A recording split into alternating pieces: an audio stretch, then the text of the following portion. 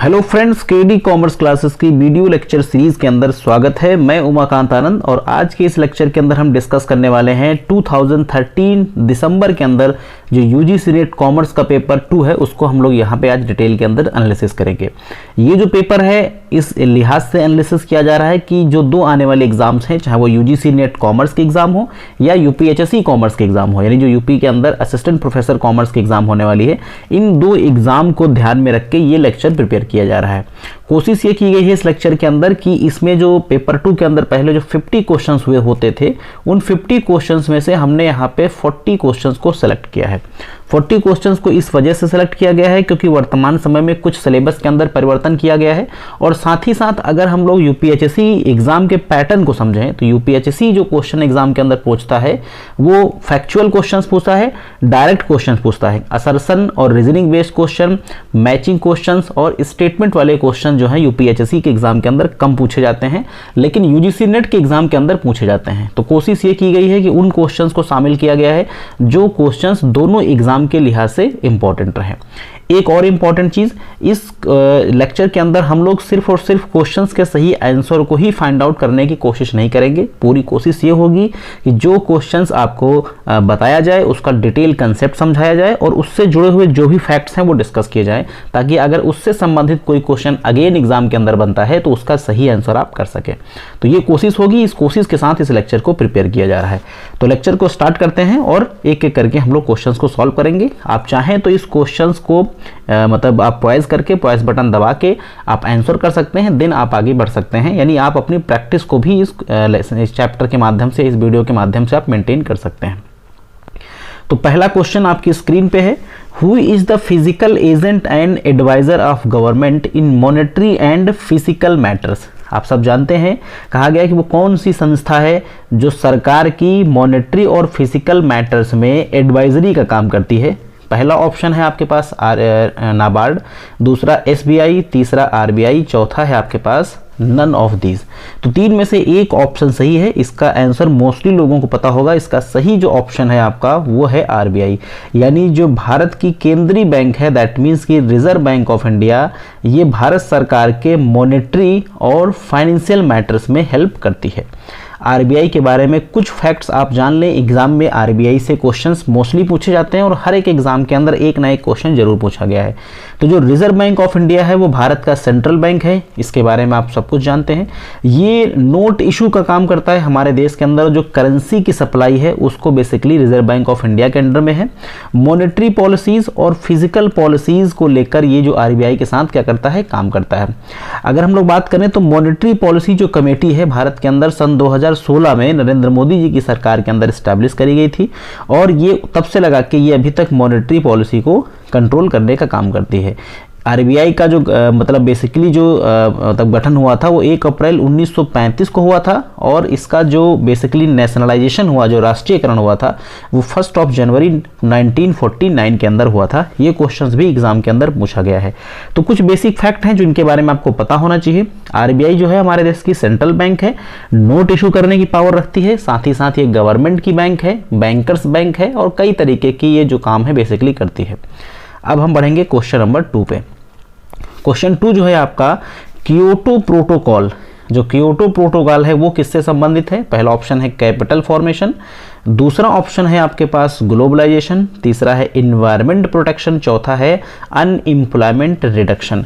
तो जो Kyoto protocol है सबको शायद जानकारी होगी इस बारे में, इसका सी ऑप्शन सही होगा।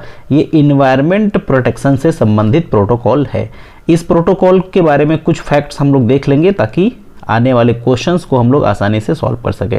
तो जो कियोटो प्रोटोकॉल है बेसिकली ये यूनाइटेड नेशन फ्रेमवर्क के माध्यम से इसे प्रिपेयर मतलब इसे बनाया गया था और इसका बेसिक जो पर्पस था वो क्लाइमेट चेंज को रोकना था। दैट मीन्स कि इन्वायरमेंट से संबंधित है, क्लाइमेट चेंज को रोकना था। इसके अतिरिक्त जो कियोटो शब्द है वो एक जापान के अंदर एक शहर है जहाँ जिसको बेसिकली उसका नाम है कियोटो, उसी के नाम से इसे कियोटो प्रोटोकॉल के नाम से जाना जाता है। ये जो अडॉप्ट किया गया था वो दिसंबर 1997 के अंदर अडॉप्ट किया गया था और इसका बेसिक पर्पस था, it aim to reduce emission of gases that contribute to global warming, यानी जो ग्लोबल वार्मिंग को, जिन गैसेस की वजह से ग्लोबल वार्मिंग बढ़ रही है उसको कंट्रोल करना इसका बेसिकली क्या था, पर्पस था।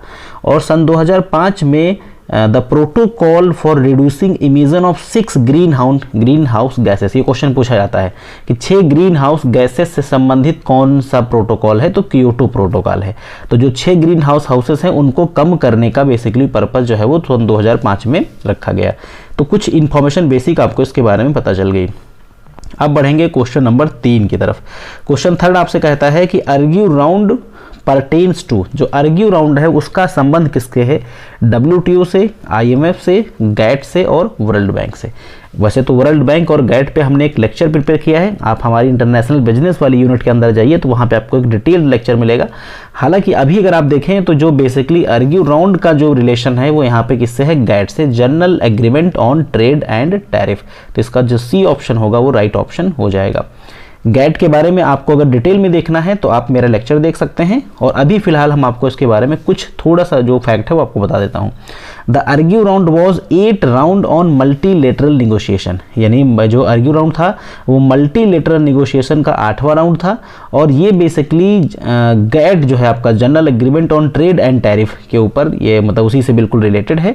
और इसमें 123 जो कॉन्ट्रैक्टिंग पार्टीज थी वो इसके अंदर शामिल थे, यानी 123 मेंबर्स के बीच में ये साइन हुआ था। अब हम बढ़ेंगे क्वेश्चन नंबर 4 की तरफ। क्वेश्चन 4 में आपसे पूछा जा रहा है कि which of the following are outside the scope of consumer protection act. जो भारत के अंदर कंज्यूमर प्रोटेक्शन एक्ट 1986 है, निम्नलिखित में से कौन सी चीज उसके अंदर नहीं आती है। बहुत ही इंपॉर्टेंट क्वेश्चन है, बहुत ध्यान से आपको समझना है। तो newspaper industry, service provided under contract of personal service, banking industry और A एंड B। आपको बताना मतलब जो डी ऑप्शन है वो आपका क्या है, बोथ A एंड B। तो कौन कौन सी चीज़ें इसके आउटसाइड द स्कोप हैं, तो न्यूज़पेपर इंडस्ट्री स्कोप के अंदर आती है और बैंकिंग इंडस्ट्री भी स्कोप के अंदर आती है। इसका मतलब इसका जो राइट ऑप्शन होगा वो ऑप्शन नंबर B हो जाएगा। यानी अगर कोई सर्विस आप किसी पर्सनल कॉन्ट्रैक्ट के अंदर में कोई सर्विस लेते हैं तो अगर उसमें कोई दिक्कत होती है तो उसके लिए बेसिकली आपका जो ये कॉन्ट्रैक्ट है, यानी जो आपका कंज्यूमर प्रोटेक्शन एक्ट है, ये रिस्पॉन्सिबल नहीं होता है। ध्यान रखिएगा इस चीज़ को। क्वेश्चन 5 की ओर हम लोग बढ़ेंगे। क्वेश्चन 5 में कहा जा रहा है आपसे विच of the following is true regarding the prudence principle of accounting, यानी जो आपका प्रूडेंस प्रिंसिपल ऑफ अकाउंटिंग है उसमें से संबंधित कौन सा फैक्ट जो है आपका सत्य है। तो पहला ऑप्शन है taking care of the future losses, दूसरा है taking care of the future profit, तीसरा है taking care of the bad debts, और जो आखिरी ऑप्शन है दैट मीन्स कि जो फोर्थ ऑप्शन है this one taking care of inventory and depreciation.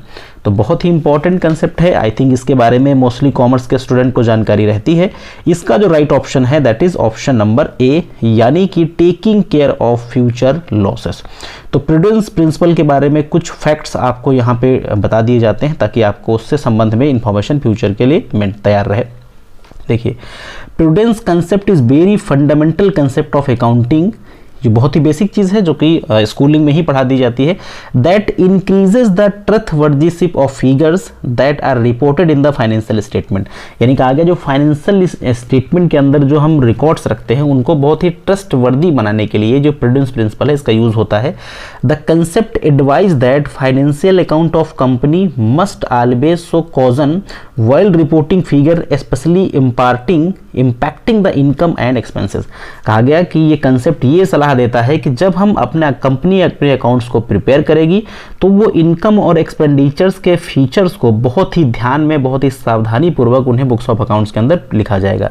It means that prepare must always show a conservative approach. क्या करना है, आपको एक कंजर्वेटिव अप्रोच रखना है इनकम और एक्सपेंसेस को लिखते समय।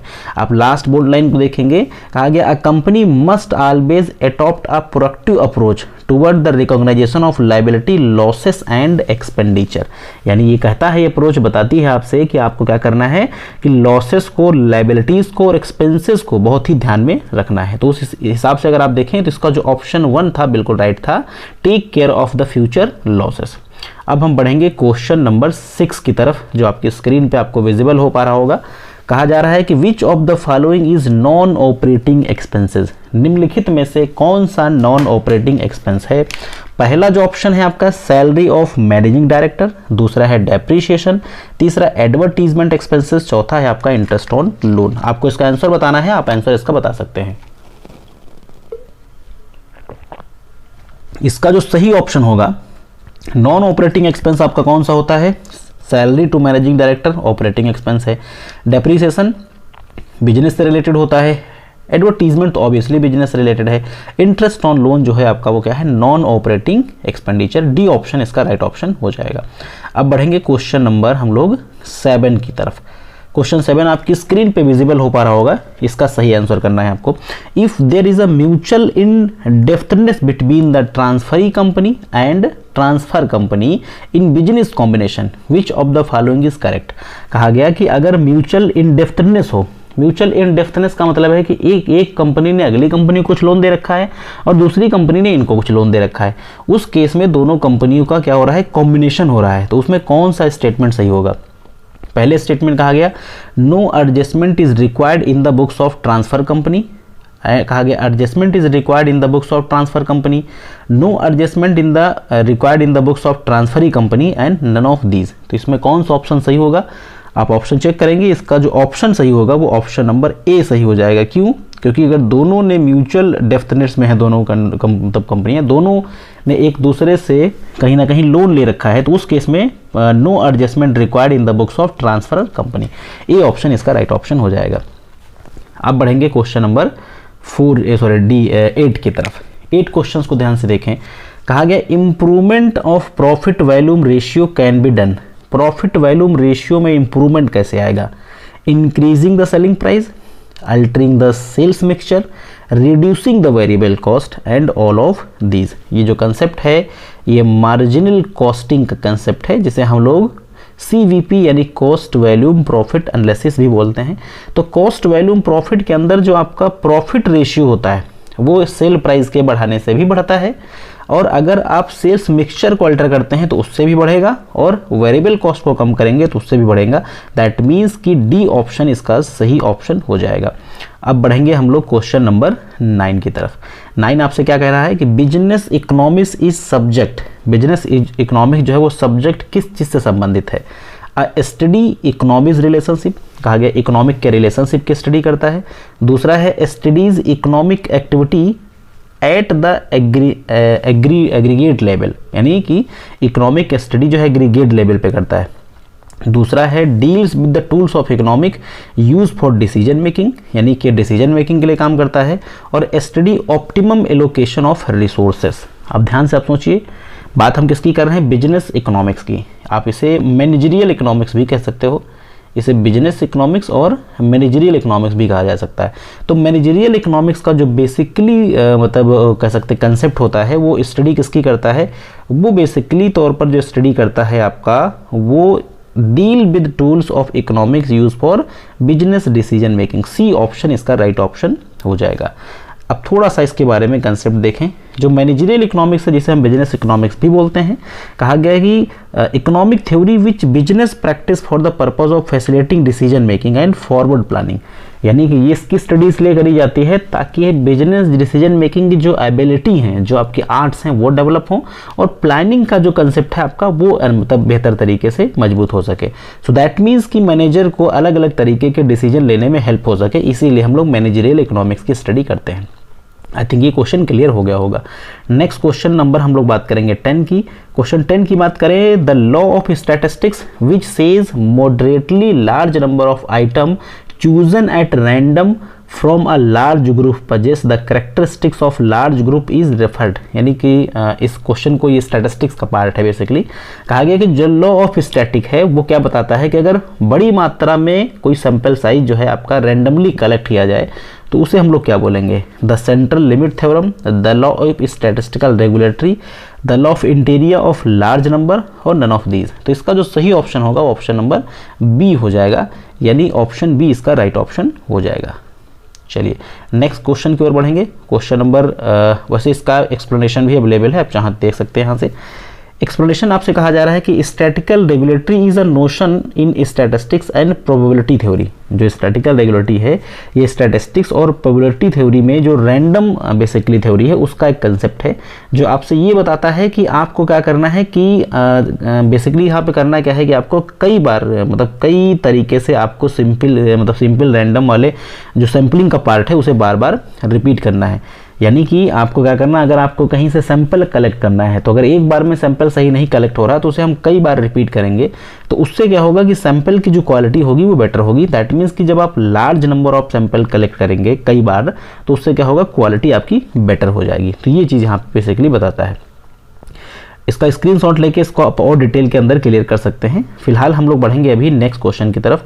नेक्स्ट क्वेश्चन आपको विजिबल हो रहा होगा। A distribution where the value of arithmetic mean is maximum compare to the mean and mode. कहा गया है कि जब arithmetic mean and median and mode से ज़्यादा होगा तो वो क्या होगा, normal distribution, positive skewed distribution, negative skewed distribution और नन ऑफ दीज।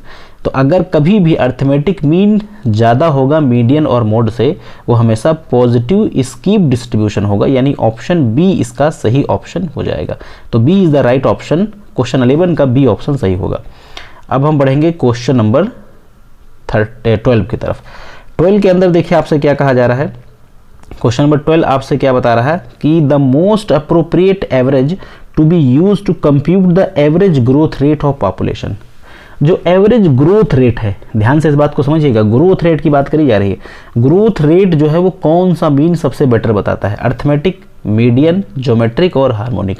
तो एक बात ध्यान रखिएगा, जो ज्योमेट्रिक मीन होता है वो आपके ग्रोथ रेट को बहुत ही एक्यूरेट बताता है। तो सी ऑप्शन इसका राइट ऑप्शन होगा। अब इसके बारे में थोड़ा सा आप देख लें। ज्योमेट्रिक मीन एक बेसिकली एवरेज है। इसका इस्तेमाल होता है ग्रोथ रेट को पता करने के लिए, चाहे वो पॉपुलेशन ग्रोथ रेट हो या इंटरेस्ट ग्रोथ रेट हो। इंटरेस्ट के ग्रोथ रेट को भी जानने के लिए हम लोग ज्योमेट्रिक मीन की बात करते हैं और पॉपुलेशन ग्रोथ के लिए भी हम लोग ज्योमेट्रिक मीन की ही बात करते हैं। While arithmetic mean adds item, geometric means multiply item. यानी अर्थमेटिक मीन क्या करता है, नंबर्स को ऐड करता है, 10 प्लस 15 प्लस 20 ऐड करके उसका मीन निकलेगा, लेकिन यहाँ क्या होता है, मल्टीप्लाई होता है। तो इसका सी ऑप्शन राइट ऑप्शन हो जाएगा।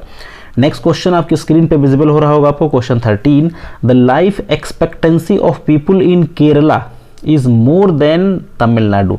कहा गया केरला के लोगों का जो जीवन की जो मतलब संभावना है वो तमिलनाडु से ज़्यादा होगी। तो इसमें कौन सा जो एग्जाम्पल है वो स्टेटमेंट फिट बैठेगा, descriptive hypothesis, casual hypothesis, correlational hypothesis और नन ऑफ दीज। तो इसमें जो सी ऑप्शन है वो राइट ऑप्शन होगा, क्योंकि जब दो डिस्ट्रिक्ट की बात करी जा रही है, दो स्टेट की, सॉरी, केरला और तमिलनाडु, तो जब हम दो वेरिएबल में रिलेशनशिप बिठाते हैं उसे हम क्या बोलते हैं, कोरिलेशन हाइपोथेसिस। तो सी ऑप्शन सही है। इसका एक्सप्लेनेशन भी आप देख सकते हैं। यहाँ से कहा गया है कि when while hypothesis predict casual relation between two variable, जब दो चीज़ों के बीच में रिलेशनशिप हम लोग सेट करते हैं तो उसे हम कोरिलेशन बोलते हैं। और basically correlation is a single number that describe relationship between two variable. Correlation हमेशा दो चीज़ों के बीच की रिलेशन बताता है। तो इसमें सी ऑप्शन ही बेस्ट ऑप्शन है, सही ऑप्शन है। अब बढ़ेंगे क्वेश्चन नंबर हम लोग 14 पे। इस क्वेश्चन को बहुत ही बारीकी से आपको देखना है, बहुत ही ज़्यादा इंपॉर्टेंट क्वेश्चन है और कई मरतबा एग्जाम के अंदर ये पूछा गया है। तो क्वेश्चन 14 की बात करें, according to Boston G group, जिसे हम लोग क्या बोलते हैं, बीसीजी, जिसे क्या बोलते हैं, BCG, a business which has high growth rate but a weak market share. यानी ग्रोथ रेट ज़्यादा है, मार्केट शेयर कम है, तो उसे हम क्या बोलते हैं, cash cow, dog, question mark और स्टार। तो बिल्कुल समझ में आपको आ रहा होगा, इसका जो ऑप्शन राइट होगा वो सी हो जाएगा, क्वेश्चन मार्क। अब क्वेश्चन मार्क के अंदर क्या होता है कि आपका मार्केट शेयर जो होगा बेसिकली वो क्या होगा, वो वीक होगा, लेकिन ग्रोथ रेट ज़्यादा होगा, उसे हम बोलते हैं क्वेश्चन मार्क। इसको आप थोड़ा सा एक चार्ट के माध्यम से समझ सकते हैं। चार्ट आपको मैं यहाँ पे विजुअल करा रहा हूँ। आई थिंक आपकी स्क्रीन पे चार्ट आपको विजुअल हो पा रहा होगा, कोशिश कर रहा हूँ मैं, हाँ शायद आपको विजुअल हो पा रहा होगा। चलिए देखिए बीसीजी मैट्रिक्स के बारे में। बीसीजी मैट्रिक्स आपसे क्या बताता है, ये चार चीज़ें हैं, एक स्टार है, ये क्वेश्चन मार्क है, ये काऊ है, ये कुत्ता है, मीन्स डॉग है। अब देखिएगा इन दोनों को ध्यान से समझिएगा, ऊपर हाई है, नीचे लो है, ये वाला पोर्शन लो को शो कर रहा है, ये हाई को शो कर रहा है। तो इसके लिए मतलब इस हाई के लिए ये वाला लो है, मतलब ये लो होगा तो ये हाई होगा, और ये वाला अगर हाई लो होगा तो ये वाला हाई होगा। यहाँ तक समझ में आ गया होगा। देखिए दोनों चीज़ों को ध्यान से समझिएगा। क्वेश्चन मार्क की हम बात कर रहे हैं, ये है आपका मार्केट शेयर, ये है आपका क्या, रिलेटिव मार्केट शेयर। यहाँ पे अगर आप देखें तो हम क्वेश्चन मार्क की बात करें तो क्वेश्चन मार्क के केस में जो मार्केट शेयर है, बेसिकली मार्केट शेयर क्या है, लो है, क्योंकि यहाँ पे पहुँच रहा, और उसका जो ग्रोथ रेट है आपका, ग्रोथ रेट हाई है। यानी कि क्वेश्चन मार्क के केस में हाई ग्रोथ रेट होगा आपका और मार्केट शेयर क्या होगा, लो होगा, तो उसे बोलेंगे क्वेश्चन मार्क। डॉग के केस में लो ग्रोथ होता है, लो मार्केट शेयर होता है, ये कैसा होता है, लेस प्रॉफिटेबल होता है। लेकिन क्वेश्चन मार्क अनसर्टेन होता है, क्वेश्चन मार्क की सिचुएशन भी बहुत बेटर नहीं मानी जाती है। स्टार की बात करें तो हाई ग्रोथ रेट होगा और हाई मार्केट शेयर होगा, ये इसमें हाई कंपटीशन होती है। और अगर हम कैश काउ की बात करें तो लो ग्रोथ रेट होगा, लो मार्केट शेयर होगा, ये मोस्ट प्रॉफिटेबल होता है। कैश काउ जो है क्या है कि ग्रोथ रेट भी थोड़ा धीमे है और हाई मार्केट शेयर है, तो ग्रोथ रेट भले ही धीमे हो लेकिन अगर मार्केट शेयर ज़्यादा होगा तो वो ज़्यादा प्रॉफिटेबल होगा। तो आई थिंक ये कंसेप्ट आपको समझ आ गया होगा। तो कैश काउ मोस्ट प्रॉफिटेबल होता है, स्टार हाई कंपटीशन होती है, स्टार के अंदर high growth rate high market share. Dog में क्या होता है कि मार्केट शेयर आपका जो है वो कैसा है, लो है और ग्रोथ रेट भी लो है, तो ये लेस प्रॉफिटेबल है। और क्वेश्चन मार्क में क्या होता है कि हाई ग्रोथ रेट है और लो मार्केट शेयर, तो ये अनसर्टेनिटी की सिचुएशन होती है। तो आई थिंक ये कंसेप्ट आपको क्लियर हो गया होगा। अब हम लोग बढ़ेंगे नेक्स्ट क्वेश्चन नंबर 15 की तरफ। क्वेश्चन 15 को एक बार देखेंगे। क्वेश्चन 15 में कहा गया है कि no idea are ever criticize and more radical the idea are better and the rules which decision making process। ये जो बात करी जा रही है वो किसके अंदर करी जा रही है, थोड़ा सा आप यहाँ पे दिमाग लगाएंगे तो आपको चीज़ें क्लियर हो जाएंगी। No ideas are ever criticize, किसी भी आइडिया को क्रिटिसाइज नहीं होना चाहिए। The more radical the ideas are better, कहा गया जब ज़्यादा आइडियाज़ होंगे तो बेटर सोल्यूशन निकल सकता है। तो ये किसकी बात हो रही है, प्रोग्राम डिसीजन मेकिंग की, नॉन प्रोग्राम डिसीजन मेकिंग की, ब्रेन स्टार्मिंग की या ग्रुप डिस्कशन की। तो सही ऑप्शन इसका क्या है, ब्रेन स्टार्मिंग। ब्रेन स्टार्मिंग एक ऐसे टेक्निक है जिसके अंदर एक पार्टिकुलर प्रॉब्लम को सॉल्व करने के लिए हम लोग क्या करते हैं, कुछ आइडियाज़ जनरेट करते हैं। इसका एक्सप्लेनेशन आपको मिल जाएगा। ब्रेन स्टार्मिंग एक ऐसा मेथड है जहाँ पे हम आइडियाज़ जनरेट करते हैं एक प्रॉब्लम, एक पार्टिकुलर प्रॉब्लम को सॉल्व करने के लिए। जब बहुत सारे लोग मिलकर सोचते हैं तो कुछ बेटर सोचेंगे और उस बेटर सोच से हम लोग क्या करेंगे, एक समस्या को सॉल्व करते हैं, जिसे बोलते हैं ब्रेन स्टॉर्मिंग। ये आपका सी ऑप्शन इसमें सही होगा। खैर बढ़ेंगे क्वेश्चन नंबर 16 की तरफ। According to McClelland need theory, जो मैकलेंड है उनकी नीड थ्योरी के हिसाब से which one of following is not a motivated need. McClelland की थ्योरी के हिसाब से मोटिवेटेड नीड कौन सी है, need of power, need of security, need of achievement, need of affiliation.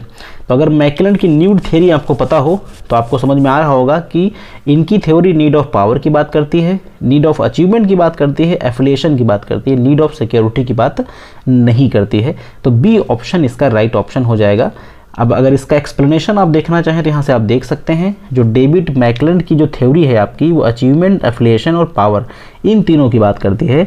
Security की बात जो है आपका वो नीड हायरार्की थ्योरी के अंदर सिक्योरिटी आता है, इसके अंदर नहीं आता फिलहाल। तो ये आपको क्वेश्चन समझ आ गया होगा। अब बढ़ेंगे नेक्स्ट क्वेश्चन की तरफ। नेक्स्ट क्वेश्चन है आपके पास 17, management grid black and mountain का एक बहुत ही जबरदस्त कंसेप्ट, उससे संबंधित क्वेश्चन। कहा गया है कि in management grid developed by black and mountain a manager who has high consideration for production but little consideration for people. कहा गया कि मतलब प्रोडक्शन के लिए उसका जो कंसंट्रेशन होगा वो ज़्यादा होगा और पीपल के प्रति उसका कंसंट्रेशन कम होगा। तो वो क्या होगा, 1:1, 1:9, 9:1 और 5:5। तो 5:5 तो नहीं होगा क्योंकि मिडिल पाथ है आपका, 1:1 भी नहीं होगा। इन दो में से एक ऑप्शन चूज करना है। ऑप्शन फिलहाल इसका जो सही होगा ऑप्शन नंबर सी सही होगा, 9:1। इस कंसेप्ट को यहाँ से आप बारीकी से समझ सकते हैं। आपकी स्क्रीन पे एक जो चार्ट है वो विजिबल है, यहाँ से इससे समझने की हम लोग कोशिश करेंगे। देखिए ये जो आपके पास दे रखा है ये कंसर्न फॉर पीपुल है और ये दिया है कंसर्न फॉर प्रोडक्शन। यहाँ से 1 से लगा के 9 तक ये गई है और ये अगेन आपके 1 से लगा के 9 तक गई है। तो जो 1.1 और 9 यानी 1.9 जो बताता है आपका, ये क्या बताता है आपसे, ये आपसे बताता है बेसिकली कंट्री क्लब मैनेजमेंट का। बेसिकली यहाँ पर मतलब क्या है आपका कि कंसर्न फॉर जो प्रोडक्शन होगा आपका, कंसर्न फॉर जो प्रोडक्शन होगा आपका वो क्या है, वो लो है और कंसर्न फॉर पीपुल आपका जो है वो हाई है। यानी कंसर्न फॉर प्रोडक्शन लो है, कंसर्न फॉर पीपुल आपका जो है वो कैसा, हाई है। ये हो जाएगा कंट्री क्लब। अब हम लोग बात करेंगे किसकी, अब हम लोग बात करेंगे यहाँ पे इम्प्रोवाइज्ड मैनेजमेंट की, यानी कि कंसर्न फॉर पीपुल भी लो है, कंसर्न फॉर प्रोडक्शन भी लो है। अब हम लोग बात करेंगे टास्क मैनेजमेंट की। टास्क मैनेजमेंट में क्या है कि कंसर्न फॉर जो आपका पीपुल है वो लो है और कंसर्न फॉर प्रोडक्शन जो है आपका वो हाई है, तो ये हो जाएगा टास्क मैनेजमेंट। और टीम मैनेजमेंट में क्या है कि दोनों चीज़ें हाई हैं, टास्क मतलब concern for people and concern for production both जो हैं आपके क्या हैं वो हाई हैं। और मिड में क्या है कि बोथ आपके मिड में है। तो ये बेसिकली मैनेजमेंट ग्रिड का जो कंसेप्ट है वो ये बताता है और ये इंपॉर्टेंट है, एग्जाम में हमेशा क्वेश्चन इससे बनते हैं। अब बात करेंगे क्वेश्चन 18 की। 18 आपकी स्क्रीन पे विजिबल हो चुका है।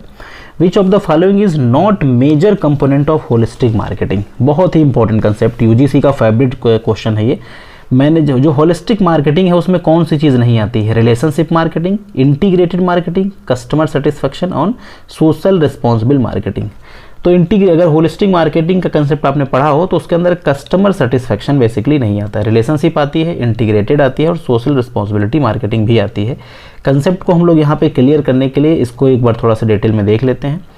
इसके जो कंपोनेंट होते हैं होलिस्टिक मार्केटिंग के, उसमें एक रिलेशनशिप मार्केटिंग आती है। तो रिलेशनशिप मार्केटिंग क्या कहती है? रिलेशनशिप मार्केटिंग कहती है कि हमें किसी भी कस्टमर के साथ लॉन्ग टर्म रिलेशन मेंटेन करने हैं, शॉर्ट टर्म रिलेशन मेंटेन नहीं करने हैं।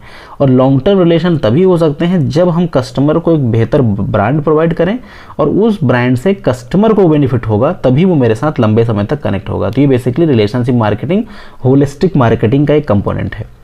अब हम बात करेंगे इंटरनल मार्केटिंग की। तो इंटरनल मार्केटिंग बेसिकली क्या कहता है?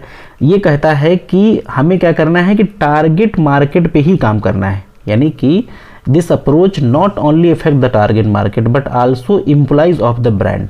ध्यान से समझिए, इंटरनल मार्केटिंग क्या कहता है कि हमें सिर्फ अपने टारगेट मार्केट पे ही नहीं काम करना, उस पर तो हम काम करेंगे, साथ ही साथ हमारे जो इंटरनल हैं, जो हमारे कंपनी के एम्प्लॉइज हैं, उन्हें भी हम क्या करेंगे, अपने प्रोडक्ट से खुश करने की कोशिश करेंगे और अपने गोल के साथ उन्हें हम कनेक्ट करेंगे, ताकि वैल्यू ऑफ बिजनेस में उनका भी एक बड़ा योगदान हो और तभी जाके हमारा बिजनेस सक्सेसफुल हो सकता है। यानी हमारे प्रोडक्ट को हमारे एम्प्लॉयज़ के अलावा बाहर के अलावा हमारे एम्प्लॉयज़ को भी तो इस्तेमाल करना चाहिए। तो इंटरनली हमें क्या करना है, बिजनेस के एम्प्लॉयज़ से भी कनेक्ट रहना है। इंटीग्रेटेड मार्केटिंग कहता है आपसे कि हमें various kind of communication channel use करने हैं ताकि हम अलग अलग लोगों से कनेक्ट हो सके और मैक्सिमम कस्टमर सेटिस्फैक्शन को हम लोग प्रोवाइड कर सके। और सोशल मार्केटिंग आपसे क्या कहता है कि performing keeping a broader social framework in the mind, यानी हमें क्या करना है कि जो भी काम करना है वो सोसाइटी को ध्यान में रख के करना है और हमें कस्टमर के टच में रहना है और कस्टमर को अलग अलग तरीके से सेटिस्फाइड करने की कोशिश करनी है। तो ये बेसिकली होलिस्टिक मार्केटिंग के कंपोनेंट्स थे। और अब हम लोग बात करेंगे 19 क्वेश्चन नंबर की। Which of the legislation listed below do not the part of marketing environment in India? Bharat में निम्नलिखित में से कौन मार्केटिंग इन्वायरमेंट का पार्ट नहीं है? तो सबसे पहले drugs and cosmetic 1940, the prevention of food and adulteration 1954 और डी ऑप्शन है monopoly and restricted trade practice 1969। तो जो मार्केटिंग इन्वायरमेंट है उसका पार्ट नहीं है, तो इसका जो डी ऑप्शन है वो राइट ऑप्शन है। यानी कि जो prevention of food and adulteration 1954 ये भी मार्केटिंग एनवायरनमेंट का पार्ट नहीं है। और जो MRTP है मोनोपोली रिस्ट्रिक्टेड ट्रेड प्रैक्टिस, ये भी आपका मार्केटिंग एनवायरनमेंट का पार्ट नहीं है। तो इसका जो डी ऑप्शन होगा वो राइट ऑप्शन हो जाएगा। अब बढ़ेंगे क्वेश्चन नंबर हम लोग 20 की तरफ। कहा गया है the set of all actual and potential buyer of product, यानी कि जो हमारे वो मौजूदा कस्टमर हैं और जो हमारे पोटेंशियल कस्टमर हैं उन सभी को हम क्या बोलते हैं? कस्टमर ग्रुप बोलते हैं, इंडस्ट्री बोलते हैं, मार्केट बोलते हैं या नन ऑफ दीज बोलते हैं। तो ऑब्वियसली अगर हमारे जो एक्चुअल कस्टमर और जो हमारे पोटेंशियल कस्टमर उन्हें हम क्या बोलते हैं? मार्केट। हम क्या बोलते हैं कि मेरा मार्केट एक्सपैंड कर रहा है, मतलब मेरे कस्टमर एक्सपैंड कर रहे हैं। यहाँ मार्केट का मतलब एरिया नहीं है, मार्केट का मतलब क्या है? Number of customer. तो इसका सी ऑप्शन राइट ऑप्शन होगा। नेक्स्ट हम लोग बढ़ेंगे क्वेश्चन नंबर 21 पे। इसमें कहा गया है in the model of consumer behaviour given by Philip Kotler, जो फिलिप कोटलर ने कंज्यूमर बिहेवियर का मॉडल दिया है, what constitute the marketing stimuli. उन्होंने मार्केटिंग स्टिमुलाई की में किसकी बात करी है? मार्केटिंग एनवायरनमेंट की, 4 P's ऑफ मार्केटिंग की, कस्टमर नीड एंड वांट की या नन ऑफ दीज की। तो ज़्यादातर लोग इसमें नीड एंड वांट को टच कर देंगे, बट इसका जो राइट ऑप्शन होगा वो होगा 4 P's ऑफ मार्केटिंग, यानी जो मार्केटिंग मिक्स है जिसे हम 4 P's ऑफ मार्केटिंग बोलते हैं, इसकी बात करी है किसने? फिलिप कोटलर ने। तो बी ऑप्शन इसका राइट ऑप्शन हो जाएगा। 4 P's ऑफ मार्केटिंग हमने आपको जो हमारा दूसरा, इससे पहले जो एक हमने प्रीवियस ईयर पेपर की बात करी थी 2012 में, उसमें भी 4 P's ऑफ मार्केटिंग पूछा गया था। तो उसमें कौन कौन सी चीज़ें आती हैं? Product, price, place and promotion. ये कंसेप्ट किसने दिया हुआ? ये कंसेप्ट दिया था आपका जेरोम मैकार्थी ने, ध्यान रखेगा इन चीज़ों को। क्वेश्चन 22 की बात करेंगे, the factor that exert the broadest and deepest influence on the consumer behaviour. तो कंज्यूमर बिहेवियर पे सबसे ज़्यादा इम्पैक्ट किसका होता है? कल्चर का, सब कल्चर का, सोशल क्लास का या इनकम का? तो एक कस्टमर के ऊपर, कंज्यूमर के ऊपर सबसे ज़्यादा प्रभाव पड़ता है कल्चर का। तो इसका पहला ऑप्शन सही हो जाएगा, क्योंकि कल्चर से क्या होता है कि एक आदमी की प्रवृत्ति चेंज हो जाती है। जिस तरीके का कल्चर होगा आपका बाइंग बिहेवियर वैसा होगा। अगर आपका कल्चर ऐसा है कि आप मतलब फॉरेन की चीज़ें, जैसे वेस्टर्न कल्चर की बात करें तो वेस्टर्न कल्चर में कपड़े पहनने का अलग ढंग है, बट यहाँ पे जो आपका ईस्टर्न कल्चर है यहाँ पे कपड़े पहनने का अलग ढंग है। दैट मीन्स कंज्यूमर बिहेवियर जो है वो आपका कल्चर से बहुत प्रभावित होता है। तो ये ऑप्शन इसका सही ऑप्शन होगा। नेक्स्ट बात करेंगे क्वेश्चन नंबर 23 की, which one of the following is not among the assumption of Modigliani Miller approach. Modigliani Miller approach आप लोग जानते हैं डिविडेंड पॉलिसी का पार्ट है और ये इन्होंने इररिलेवेंट थ्योरी दी हुई थी। तो पहला जो ऑप्शन है इनका जो अजम्पशन है कैपिटल मार्केट पहले ऑप्शन में, उसके बाद है equivalent risk classes, unity of dividend pay out ratio और एब्सेंस ऑफ टैक्सेस। तो अगर आपको एमएम अजम्पशंस याद आ रही हों तो उसमें उन्होंने जो अप्रोच दी हुई है उसमें कहा गया कौन सी अजम्पशन नहीं है। तो ये तीनों अजम्पशन हैं, यानी परफेक्ट मार्केट अजम्पशन है, इक्विवेलेंट रिस्क क्लास अजम्पशन है, एब्सेंस ऑफ टैक्सेस भी है, लेकिन unity of dividend pay out ratio assumption का पार्ट नहीं है। तो C option would be the right option. तो इसका जो सी होगा वो सही ऑप्शन हो जाएगा। अब कुछ अजम्पशंस की हम लोग बात कर लेते हैं। तो जो अजम्पशन है पहली में वो परफेक्ट कैपिटल मार्केट है। दूसरी अजम्पशन की हम लोग बात करेंगे, कुछ और अजम्पशंस हैं जिसे कहा गया इन्वेस्टर्स आर रैशनल। इन्वेस्टर कैसे होने चाहिए? रैशनल, अपने इंटरेस्ट के बारे में उन्हें समझ हो। There is no transaction cost, securities are infinite divisible, no investors is large enough to influence the market price. कहा गया कोई इन्वेस्टर मार्केट प्राइस को अकेले प्रभावित नहीं कर सकता है और कोई भी फ्लोटेशन कॉस्ट नहीं होगी। तो बेसिकली फिलहाल जो क्वेश्चन के अंदर ऑप्शन दिया गया था आपका option C unity of dividend pay out ratio, ये इसकी अजम्पशन नहीं है। आई थिंक क्वेश्चन का आंसर क्लियर हो गया होगा और कंसेप्ट आपको क्लियर हो गया होगा। नेक्स्ट क्वेश्चन बहुत ही इंपॉर्टेंट है, इसको ध्यान से देखेंगे। The most suitable coverage ratio for declining depth capacity. एक फर्म की डेप्थ कैपेसिटी को डिक्लाइन हो रही हो तो उसके लिए सबसे सुइटेबल कौन सा कवरेज रेशियो होगा? Interest coverage ratio, cash flow coverage ratio, depth service ratio, fix asset ratio. थोड़ा सा टेक्निकल क्वेश्चन है ये, इसमें आप फंस सकते हैं। Interest coverage ratio, cash flow coverage ratio, depth service ratio, fix asset coverage ratio. तो इसका जो ऑप्शन सही है, जो आपको गलत लग रहा होगा, यानी बी आपको गलत लग रहा होगा और बी ही इसका सही ऑप्शन है। कैश फ्लो कवरेज रेशियो ही इसका राइट ऑप्शन है। कुछ लोगों के दिमाग में इंटरेस्ट वाला चल रहा होगा, बट एक्चुअली सही जो है वो बी ही इसका सही ऑप्शन होगा। तो आप यहाँ से इसका एक्सप्लेनेशन भी देख सकते हैं। देखिए कैश फ्लो कवरेज रेशियो क्या बताता है? Company must be able to pay off obligation with the operating cash. कहा गया कि अगर जो हमारे पास जो ऑपरेटिंग कैश फ्लो है, हमें अपनी लायबिलिटी उस ऑपरेटिंग कैश फ्लो से ही पे कर देनी चाहिए। The ability is measured with the help of liquidity ratio is known as cash flow coverage. तो जब हम अपनी एबिलिटी देखते हैं अपनी लिक्विडिटी के अकॉर्डिंग, यानी हमारे पास जो मौजूदा कैश है उस कैश से हम अपनी लायबिलिटीज पे कर पाएंगे कि नहीं पे कर पाएंगे, अगर ये चीज़ पता करनी हो तो उसके लिए हमें कैश फ्लो कवरेज का इस्तेमाल करना पड़ता है। तो बात इसी की करी जा रही थी, इसलिए बी ऑप्शन सही होगा। इसका कंसेप्ट आई थिंक क्लियर हो गया होगा। नेक्स्ट बढ़ेंगे क्वेश्चन नंबर हम लोग नेक्स्ट क्वेश्चन 25 की तरफ। 25 आपके स्क्रीन पे विजिबल है। विच one of the following is the most popular method for estimating cost of equity. तो कॉस्ट ऑफ इक्विटी के लिए सबसे फेमस मेथड कौन सा है? कैपिटल एसेट प्राइसिंग मॉडल, जिसे शॉर्ट में CAPM कहा जाता है। डिविडेंड यील्ड मॉडल सही नहीं है। गॉर्डन डिविडेंड, इन्होंने इक्विटी की बात ही नहीं करी है। अर्निंग यील्ड मॉडल भी नहीं सही है। तो फिर एक ही बचा कौन सा? CAPM। तो इक्विटी यानी कि कॉस्ट ऑफ इक्विटी निकालने का सबसे फेमस मेथड कौन सा है? CAPM, capital asset pricing model. Question का जो ऑप्शन है वो ए सही है। एक बार थोड़ा सा इसके बारे में आप जान लें क्योंकि ये इंपॉर्टेंट है, UGC यहाँ से क्वेश्चन पूछता रहता है। तो CAPM मॉडल की हम बात करें तो ये रिलेशनशिप बताता है किसके बीच में? Systematic risk and expected rate of asset, यानी जो एक्सपेक्टेड रिटर्न है आपका और जो सिस्टमेटिक मतलब रिस्क है उनके बीच की रिलेशनशिप बताता है। इसको निकालने का जो तरीका है आपका वो हम आपको नीचे यहाँ पे एक्सप्लेन करेंगे, बट ये ध्यान रखिएगा कि ये cost of capital, systematic risk और एक्सपेक्टेड रेट ऑफ रिटर्न की रिलेशनशिप को शो करता है। इसके अंदर दो तरीके की रिस्क इन्वॉल्व होती हैं, जैसे एक सिस्टमेटिक एक अनसिस्टमेटिक। दोनों को समझ लें क्योंकि यहाँ से भी क्वेश्चन एराइज हो सकता है। सिस्टमेटिक रिस्क का बेसिकली मतलब क्या है यानी कि सिस्टमेटिक रिस्क एक ऐसी रिस्क है जो रिस्क आपके कंट्रोल से बाहर है, जिसे आप कभी कंट्रोल नहीं कर सकते। जैसे एग्जांपल के लिए इंटरेस्ट रिस्क, रिसेशन, इनको आप कभी कंट्रोल नहीं कर सकते। तुम कोशिश कर भी लोगे हम इस रिस्क को अपने आप से डाइवर्सिफाई कर पाएंगे तो नहीं कर पाओगे। रिसेशन आपके हाथ में नहीं है, उसे हम बोलते हैं सिस्टमेटिक रिस्क। अनसिस्टमेटिक रिस्क ऐसी होती है जो स्पेसिफिक रिस्क होती है, एक इंडिविजुअल स्टॉक के ऊपर बेस्ड है, तो उसे हम डाइवर्सिफाई कर सकते हैं। ध्यान रखिएगा, सिस्टमेटिक का मतलब है अनकंट्रोल्ड और सिस्टमेटिक का मतलब अनकंट्रोल्ड, अनसिस्टमेटिक का मतलब कंट्रोल्ड। तो आई थिंक ये कंसेप्ट क्लियर होगा। अब आप CAPM का मॉडल देख लें। इसका जो फार्मूला होता है RI equals to RF plus beta I into RM minus RF। RF BICI का क्या मतलब है, देखिए RI का मतलब है आपका expected rate on investment. RI, R का मतलब रेट, I का मतलब इन्वेस्टमेंट। RF का मतलब क्या है, रिस्क फ्री रेट। RF का मतलब क्या, R का मतलब रेट, F का मतलब फ्री, तो risk free rate.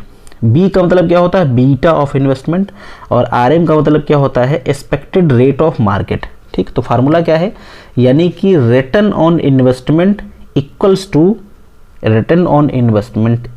To risk free rate plus beta of investment into market rate minus risk free rate. Minus कर देंगे तो जो आंसर निकलेगा वो क्या होगा, CAPM मॉडल से कॉस्ट ऑफ इक्विटी निकल के आ जाएगी। अब हम बात करेंगे क्वेश्चन 26 की। Which one of the following is not internal factor affecting the weighted average cost of capital. कहा गया कि कौन सा फैक्टर जो है वो weighted average cost of capital को अफेक्ट नहीं करता है। तो investment policy of the firm, capital structure of the firm, dividend policy और market risk premium of the firm. थोड़ा सा टेक्निकल क्वेश्चन में कहा गया कि कौन सा इंटरनल फैक्टर है जो weighted average cost of capital को इम्पैक्ट नहीं करता है। तो investment policy, capital structure, dividend policy, market risk. चार ऑप्शन में से सही कौन सा होगा, इसका सही ऑप्शन होगा ऑप्शन नंबर डी, यानी जो मार्केट रिस्क प्रीमियम है ये इंटरनल है ही नहीं। अगर आप ध्यान से देखें तो मार्केट रिस्क इंटरनल नहीं है, मार्केट रिस्क कैसा है, ये एक्सटर्नल है। लेकिन डिविडेंड पॉलिसी इंटरनल है, कैपिटल स्ट्रक्चर इंटरनल है और इन्वेस्टमेंट भी इंटरनल है, तो इसका डी ऑप्शन राइट ऑप्शन हो जाएगा। अब बात करेंगे क्वेश्चन नंबर 27 की। Most common approach for analysis of capital structure. Capital structure को हम किससे एनालिसिस करते हैं, रेशियो एनालिसिस से, कैश फ्लो एनालिसिस से, कॉम्परेटिव एनालिसिस से, लिवरेज एनालिसिस से। तो आपको जानकारी होगी जो रेशियो एनालिसिस होता है वो कैपिटल स्ट्रक्चर की बात नहीं करता, ये ऑप्शन कट गया। कैश फ्लो कैपिटल स्ट्रक्चर की तो बात कर ही नहीं सकता है, लिवरेज ये भी कैपिटल स्ट्रक्चर की बात नहीं करता है। तो ऑप्शन एक ही बचा है आपके पास, कौन सा, ऑप्शन सी, कॉम्परेटिव एनालिसिस। तो इसका सी ऑप्शन राइट ऑप्शन हो जाएगा। कंपैरेटिव एनालिसिस यहाँ से चेक भी कर सकते हैं। Comparative analysis refers to the comparison of two और मोर प्रोसेस, ये दो या दो से अधिक प्रोसेस, डॉक्यूमेंट या दो ऑब्जेक्ट के बीच में कंपेयर करता है। तो जो कैपिटल स्ट्रक्चर है उन्हें हम कंपेयर करके उनकी जो एनालिसिस है वो कर सकते हैं। तो इसका सी ऑप्शन राइट होगा। नेक्स्ट बात करेंगे हम लोग क्वेश्चन 28 की। Who propounded the theory Z. देखिए एग्जाम से डायरेक्ट क्वेश्चन आ गया।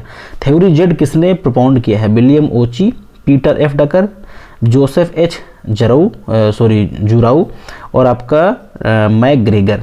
तो चार है, इसमें से कौन सही है, सबको जानकारी होगी। जो जेड थ्योरी है वो विलियम ओची के द्वारा प्रोपाउंड की गई थी, तो इसका ए ऑप्शन राइट होगा। अब थोड़ा सा इस कंसेप्ट को क्लियर कर लें, फ्यूचर में इससे क्वेश्चन पूछे जा सकते हैं। तो चलिए देखिए बात करते हैं जेड थ्योरी की। ये विलियम ओची के द्वारा दी गई थी। ये थ्योरी क्या बताती है, ये थ्योरी बेसिकली बताती क्या है, ये थ्योरी आपसे कहती है कि Z theory focus on increasing employ loyalty to the company. कहा गया कि ये फोकस करती है कि जो एम्प्लॉय की जो लॉयल्टी है वो कंपनी के प्रति इंक्रीज हो। और इंक्रीज कैसे होगी, by providing a job for life with strong focus on the well being of employ. कहा गया कि एक एम्प्लॉय आपके लिए लॉयल तब होगा जब आप एम्प्लॉय को बेटर जॉब प्रोवाइड करें और साथ ही साथ एम्प्लॉय को वो सारी वेल बीइंग प्रोवाइड करें जिससे एम्प्लॉय को अच्छा फील हो। जब अच्छा फील होगा तो वो एम्प्लॉय आपके लिए लॉयल हो जाएगा। So according to Ouchi, Z theory management tends to promote stable employment, यानी कि हम अपने एम्प्लॉय को क्या करें, एक स्टेबल एम्प्लॉयमेंट प्रोवाइड करें। सामने वाले को ये फील होगी हम ऑर्गेनाइजेशन में बिल्कुल फिट हैं, उससे हाई प्रोडक्टिविटी होगी और हाई मोरल और सेटिस्फेक्शन बढ़ेगा किसका, एम्प्लॉय का। तो ये आपको ध्यान रहेगा, जेड थ्योरी ओची के द्वारा दी गई है। वो बेसिकली किसकी बात कर रहा है, ये एम्प्लॉय की बात करता है। मैकग्रेगर ने एक्स वाई थ्योरी दी है, ध्यान रखिएगा, एक्स वाई थ्योरी क्या बताती है? एक्स थ्योरी कहती है कि वर्कर हमेशा काम को डिसलाइक करते हैं, वाई थ्योरी कहती नहीं, ऐसा नहीं है, वर्कर काम को डिसलाइक नहीं करते हैं। इसके बाद हम पीटर डकर की बात करें तो पीटर डकर ने मैनेजमेंट में बहुत तगड़े कंट्रीब्यूशन दिए हैं। इनके 6 कंट्रीब्यूशन बहुत ही फेमस हैं। नेचर ऑफ मैनेजमेंट इन्होंने दिया है, मैनेजमेंट एक फंक्शन भी इन्होंने दिए हैं, ऑर्गेनाइजेशन स्ट्रक्चर भी पीटर डकर ने दिया है, फेडरलिज्म भी दिया है, मैनेजमेंट बाई ऑब्जेक्टिव भी दिया है, और आपका ऑर्गेनाइजेशन चेंजेस, ये भी पीटर डकर के कंसेप्ट हैं। अब हम बात करेंगे यहाँ पे जरून थ्योरी की। जो जरून है, इन्होंने क्वालिटी प्लानिंग, क्वालिटी कंट्रोल और क्वालिटी इंप्रूवमेंट की थ्योरी दी है। तो अगर यहाँ से क्वेश्चन बनेगा तो आप इसका जवाब दे पाएंगे। क्वेश्चन 29 की तरफ बढ़ेंगे। 29 आपसे कह रहा है कि another name of matrix organization. Matrix organization का दूसरा क्या नाम है? Flexible organization, geographical organization, project organization, none of these. तो मैट्रिक्स का दूसरा नाम क्या है? Project organisation. सी ऑप्शन इसका सही हो जाएगा। इसका कंसेप्ट अगर आप देखें तो कंसेप्ट आपको यहाँ से मिल जाएगा। जो मैट्रिक्स ऑर्गेनाइजेशन है उसे हम प्रोजेक्ट ऑर्गेनाइजेशन भी बोलते हैं। ये बेसिकली कॉम्बिनेशन है all relationship in organization, vertical, horizontal, diagonal, जो अलग अलग कॉम्बिनेशन है उन सभी के बीच क्या है? बेसिकली क्या है? एक रिलेशनशिप है। It is mostly use in complex project, यानी ये कॉम्प्लेक्स प्रोजेक्ट में यूज होता है। High degree of operational freedom, flexibility और adaptability of both line and staff manager, यानी जो लाइन और स्टाफ मैनेजर हैं उन सभी के बारे में बात करता है। तो इसे हम लोग क्या बोलते हैं? प्रोजेक्ट ऑर्गेनाइजेशन के नाम से भी जानते हैं। तो इसका ऑप्शन सी सही था। बढ़ेंगे क्वेश्चन नंबर 30 की तरफ। Which of the following are the method of on the job training. On the job training के कौन से मेथड्स हैं? पहला है coaching, vestibule training, demonstration, role playing, next हम देखेंगे अप्रेंटिस। 5 दे रखे हैं, 5 में से आपको ऑन द जॉब ट्रेनिंग ढूंढना है। ध्यान से समझिएगा, आप बता ले जाएंगे। देखिए, जो रोल प्लेइंग होता है, basically role playing off the job training का पार्ट होता है। आपको यहाँ पे एक रोल प्लेइंग का काम दिया जाता है। और जो डेमोन्स्ट्रेशन है, डेमोन्स्ट्रेशन भी ऑफ द जॉब ट्रेनिंग में करके दिखाया जाता है।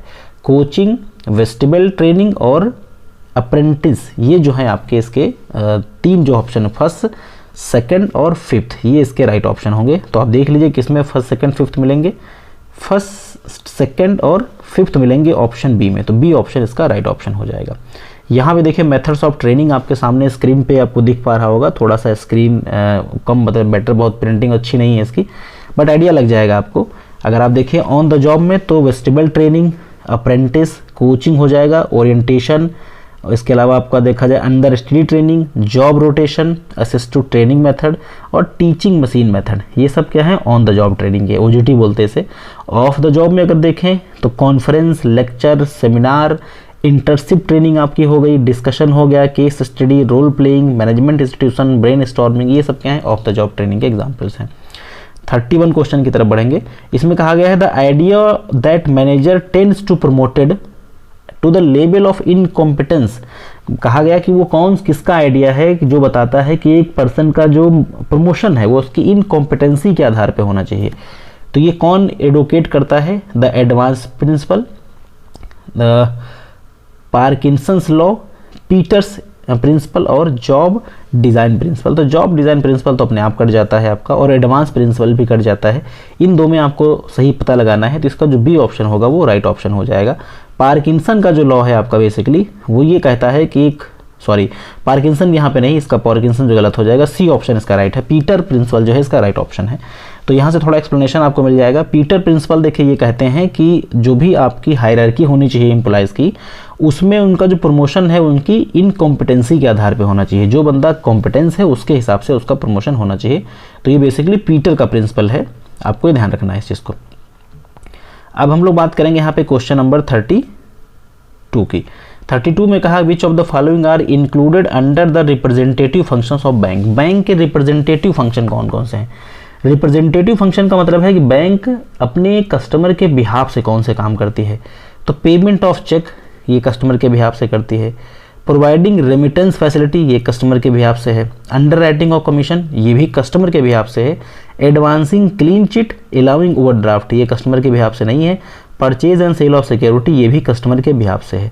और एडवांसिंग क्रेडिट चिट तो यानी ये भी नहीं है। तो फर्स्ट, सेकंड, थर्ड और सिक्स, तो फर्स्ट, सेकंड, थर्ड, सिक्स देखो किसमें सही होंगे। तो फर्स्ट, सेकंड, थर्ड और सिक्स जो है वो सी ऑप्शन में सही है। सी ऑप्शन इसका सही ऑप्शन हो जाएगा। आप रिप्रेजेंटेटिव फंक्शन देख सकते हैं, तो रिप्रेजेंटेटिव फंक्शन में सेटलमेंट ऑफ ट्रांजैक्शन, ये रिप्रेजेंटेटिव फंक्शन है। परचेजिंग सेलिंग ऑफ सिक्योरिटीज़, ये रिप्रेजेंटेटिव फंक्शन है। Functions of as a underwriter जो होता है आपका, ये भी क्या रिप्रेजेंटेटिव फंक्शन है। जब आप मतलब बेसिकली जो अमाउंट करेक्शन का काम है वो जब बैंक करती है। As a trustee, money transfer, as a agent of central bank, ये और self custody of money and wealth, इसके अलावा मेंटेनेंस ऑफ सिक्रेसी, ये सारे कैसे फंक्शन हैं, ये सारे के सारे आपके जो बेसिकली हैं वो रिप्रेजेंटेटिव फंक्शंस ही हैं, तो आप इसको ध्यान रखिएगा। अब यहाँ पे हम बात करने वाले हैं क्वेश्चन नंबर 33 की। Call money rate is applicable for very short period. जो कॉल मनी है वो वेरी शॉर्ट पीरियड के लिए अप्लीकेबल होता है। तो inter bank transaction, bank to reserve advance, reserve bank to bank advance, commercial bank to industrial bank advance. तो जो आपका बेसिकली कॉल मनी रेट है वो I think inter bank transaction advance होता है, यानी ए ऑप्शन इसका राइट ऑप्शन हो जाएगा। तो इसका सही ऑप्शन जो होगा बिल्कुल ए ही ऑप्शन होगा। यहाँ पे आप इसका कंसेप्ट देख सकते हैं। Call money rate is the interest rate on type of short term loan. जो कॉल मनी रेट होता है ये क्या एक इंटरेस्ट रेट है जो बहुत ही शॉर्ट टर्म लोन पर दिया जाता है। Give to broker who is turn held money to investors to fund margin account, यानी जो आप बहुत ही कम टाइम के लिए किसी को लोन जो अपने मार्जिन में से अमाउंट उठा के लोन के फॉर्म में देते हैं, जिसपे जो इंटरेस्ट मिलता है वो कॉल मनी रेट होता है, जो बहुत ही शॉर्ट पीरियड टाइम के लिए होता है। तो आई थिंक ये चीज़ आपको क्लियर हो गई होगी। नेक्स्ट हम लोग बात करेंगे यहाँ पे क्वेश्चन नंबर 34 की। ये मैचिंग क्वेश्चन है, थोड़ा ध्यान से आपको बताना है। सबसे पहले है bond of land development bank, इसके सामने है semi government security, treasury bill, first order security, share of public, personal security. तो मैचिंग अगर करना चाहें तो आप आसानी से इसे मैच करा सकते हैं, इसमें ज़्यादा दिक्कत नहीं है, बहुत बेसिक चीज़ है। तो बॉन्ड्स जो लैंड डेवलपमेंट बैंक होती हैं वो सेमी गवर्नमेंट बैंक होती हैं, तो इसका ये सही है। Treasury bill first order security है, इसका ये सही है। और share of private company, public company, ये पर्सनल सिक्योरिटी है। तो पहले का पहला, दूसरे का दूसरा, तीसरे का तीसरा, यानी फर्स्ट, सेकंड, थर्ड। तो इस हिसाब से ए ऑप्शन इसका राइट ऑप्शन हो जाएगा। अब हम बढ़ेंगे क्वेश्चन नंबर 35 की तरफ। 35 में है Reserve Bank of India control the activity of some of the following bank in India.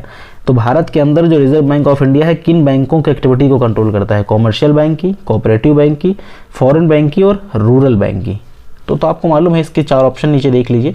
4 option आपके first, second, third, first, third, fifth, first, third और fourth, first, second, third, fourth. तो D option सही होगा, क्योंकि ये जो 4 की चारों बैंकें हैं, रिजर्व बैंक ऑफ इंडिया चारों को कंट्रोल करता है, चाहे वो आपकी बेसिकली कॉमर्शियल बैंक हो, चाहे कोऑपरेटिव हो, चाहे फॉरेन हो, चाहे रूरल बैंक हो। तो इसका डी ऑप्शन ही और सही ऑप्शन माना जाएगा। क्वेश्चन 35 देखेंगे। इस भी मैचिंग क्वेश्चंस है, तो आपको पहले हम क्या करते हैं, दिखा देते हैं क्या मैच करवाना है। तो मैच कराना है इंटरनेशनल थ्योरी, इसमें कुछ दे रखी है। कंपैरेटिव कॉस्ट थ्योरी किसने दी थी? सब जानते हैं, डेविड रिकार्डो ने दी थी। इंटरनेशनल फैक्टर एंडोनमेंट थ्योरी किसने दी थी? तो हेक्सर ओहलिन ने दी थी। इसके अलावा इंटरनेशनल ट्रेड और अपॉर्चुनिटी, ये आपका दी थी गॉडफ्रेयर हेबरड ने।